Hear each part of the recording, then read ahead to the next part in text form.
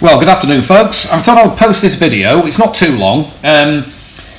It's a comment that was put on to my YouTube channel, and I also received an email as well from Bob in the UK, who contacted me a while ago, not that long ago, a few days actually, and he said he'd got a variety of problems. Now, that message, as you can see there, screenshotted off my video, he had some pretty serious problems, blowing his headlamp bulbs, ABS warning light coming on it, EMS light, you know, you name it, everything, fairy lights dancing about on the dashboard.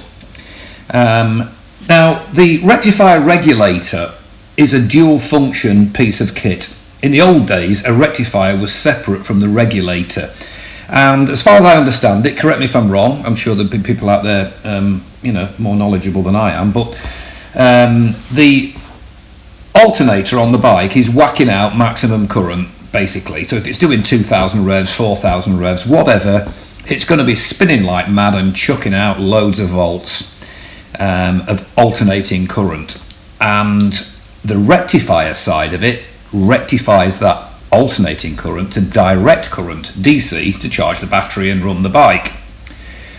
Now, this is the first time anybody's contacted me and said or described these symptoms, which is definitely the regulator has stopped working, so it's no longer regulating current. So that alternator is spinning merrily as you go zooming along at anything from 2,000 to 5,000, 6,000 revs, and it's whacking out all that current and it's going straight into the bike, and therefore what it does is to blow things like the headlamp bulbs. I'm surprised actually it didn't blow the ECU, and I know that Bob was bothered that, you know, his sensors and things might have been damaged by it, which I think is a distinct possibility.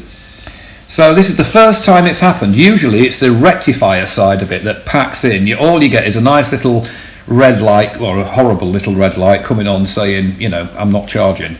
That's pretty civilized compared to a regulator malfunction which starts blowing things, you know, horrific. First time I've heard of it. So Bob bought the Hartley Premium kit from me. That picture there just shows the Hartley Premium Ultra kit, which has got the extension cables, plug and play, brackets, stainless fasteners, a brand new rectifier regulator, and also a side stand switch. You don't need a side stand switch to relocate your rectifier. One or two people ask me that. No, you don't. I just put them in a kit because they are starting to go wrong a bit and people want to carry a spare, because it works out cheaper than getting recovered or having your holiday ruined or whatever. And you can see it there on the left hand side of that picture. That's your side stand switch. It's only held on by one bolt. I did a video about how to remove it.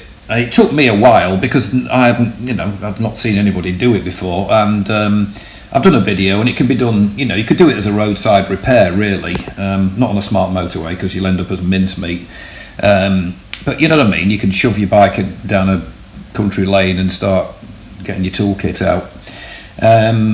So that there is a Hartley Premium Ultra kit in order to relocate the rectifier. So Bob sent me this just to show it again. It didn't result in a lack of charge, no, but 20 volts. I mean, how that didn't blow up his ECU, I do not know. But he's done it, he relocated it, and he sent me an email saying that all his fairy lights had gone out before he reached the end of his drive. So he went from shock horror story to resolution. So there you have it. I thought I'd share that. I'm not trying to be alarmist about anything, but it's certainly something which, you know, that rectifier regulator is in a hot, dirty position.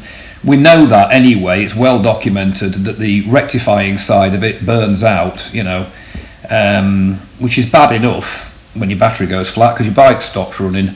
But looking at Bob's story there, it's even worse if the regulator side goes, and I'm damn sure it's because it's under the bike, covered in filth and roasting hot. So I thought I'd quickly post that one. My email address is in the video description. Thank you to Bob for sending me the email and also that nice comment on my channel.